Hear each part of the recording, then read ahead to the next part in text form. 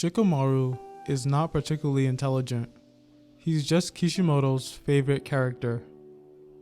Look, I understand why he's so popular with the fanbase. He's got a unique personality, cool powers, and relevance to the story. But I have my issues with the way he's portrayed. He's smart because Kishimoto keeps telling you he's smart, not because of actual feats. His intelligence is brought up by practically every single character he interacts with. Kishimoto wants you to think he's a super genius. The problem is, he's just not written that way. His trick against Kin was cool, but plenty of people in the same circumstances could have come up with a similar idea. In the finals, he won with a glorified misdirect against a one-dimensional opponent. From what we've seen of Shikamaru up until the end of the Chunin exams, he's clever, by Genin standards, lazy, has a bad attitude, isn't afraid to put down teammates, and is also entirely willing to fake sleep just to avoid work.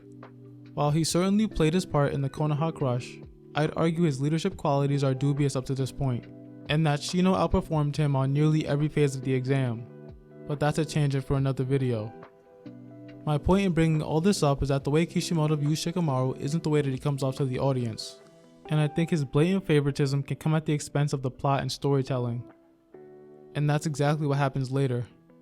Wanting to get revenge for Azuma, he takes himself, Ino, and Choji on a suicide mission that was guaranteed to fail until Kakashi winds up leading the team against Hidan and Kakuzu. Kakuzu is more or less stalled by Kakashi while Shikamaru takes on Hidan solo. And while Hidan is clearly the superior fighter, Shikamaru's plot armor was in full swing. After setting up his plan, Shikamaru fakes an injury, getting Hidan to think he cut him, but actually spilling Kakuzu's blood on Hidan's weapon without him noticing, despite the fact that Hidan was looking right at Shikamaru when it happened. The same Hidan who went head to head with one of the Leaf's best close combat fighters in Azuma while dodging Shadow Possession. The same Hidan who not too long ago was pressuring the Leaf's ace Jonin and Kakashi.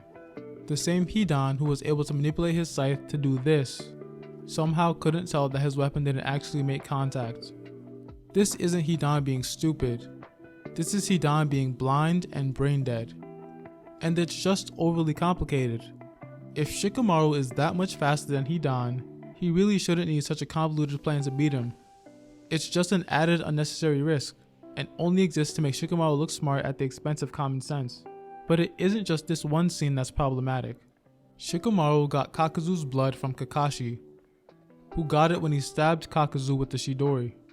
I can forgive Kakuzu for not noticing the syringe because he was being stabbed. What I can't forgive is that Kakashi took his blood in the first place. Why would Kakashi do that? From his perspective, he'd gotten Kakuzu clean in the heart earlier.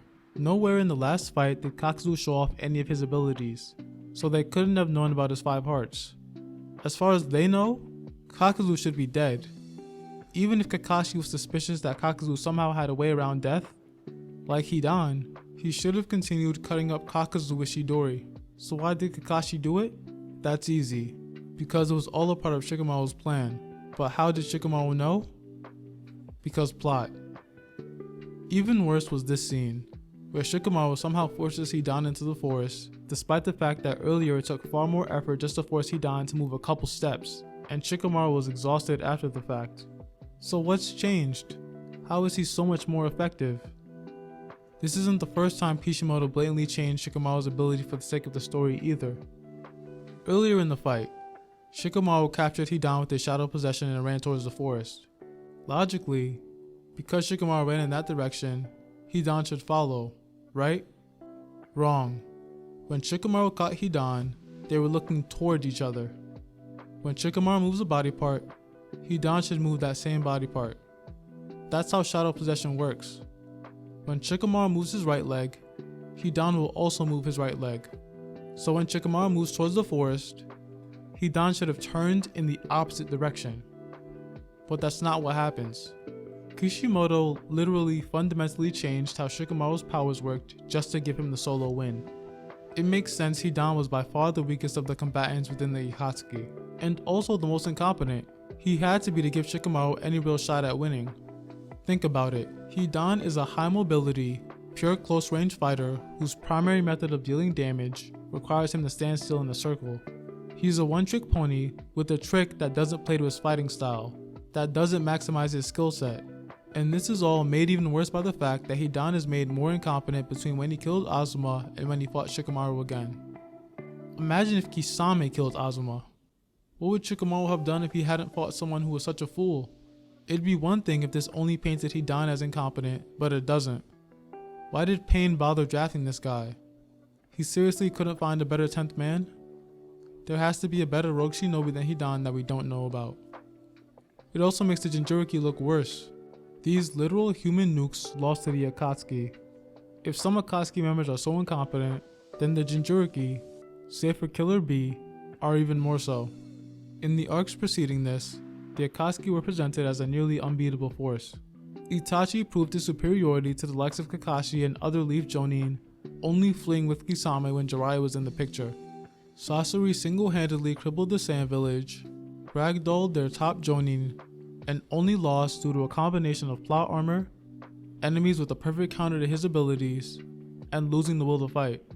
But here, in this moment, Kishimoto proved that he was willing to bend the plot in ways he never had before just to get the results he wanted. And man, it doesn't help at all that soon after this, Kakuzu was beaten in an extremely underwhelming fight just to show off Naruto's new jutsu. The zombie duo are just glorified jobbers. Hidan vs Shikamaru wasn't even particularly interesting as a spectacle. Once they split from the others, it was literally just Shikamaru outsmarting Hidan again and again. I get that it's fun to see a bad guy like Hidan go down, and I get that Shikamaru had some really cool moments, but let's have him fight back a little at least. And I think the saddest part is that all of this could have been remedied by doing two things. Shikamaru is clearly too weak to handle your average Akatsuki member alone. This is clear by just how weak Hidan had to be to justify a Shikamaru win, so make Ino and Choji do more. They basically don't do anything despite the fact that Azuma is their sensei too. Hell, you can even include Kurenai here. Azuma is her partner, why not have her come fight? And to make the 3 or 4v1 more exciting, you'd have to give Hidan a few more tricks, make him feel like a threat, a real threat, and have the fight go on a little longer. Don't make everything go according to plan. Have Shikamaru run out of ideas and be forced to improvise on the fly. This was one of his biggest issues in his last fight, that he was a great chess player who couldn't account for unknown pieces on the board. And while you're at it, give Kakuzu a better fight to go out on. Naruto vs Kakuzu was a joke. He lost to a basic clone misdirection? He seriously couldn't hear Naruto's giant wind turbine behind him? Come on. The Akatsuki are supposedly a collection of S-rank renegade ninja who hunt Biju as a profession. But after this, it really didn't feel like it. We all know that stories are artificial, their outcomes predetermined, and that a real-world person is in charge of what happens. But the greatest stories are the best at hiding that fact. In this fight, perhaps more than anywhere else in the first 2/3 of Naruto, you can really feel Kishimoto's heavy hand on the story. All because he wanted to make Shikamaru seem smarter than he ever actually was. But that's all for now. If you enjoyed the video, please like, comment, and subscribe. It really helps me out, and please stay tuned for more.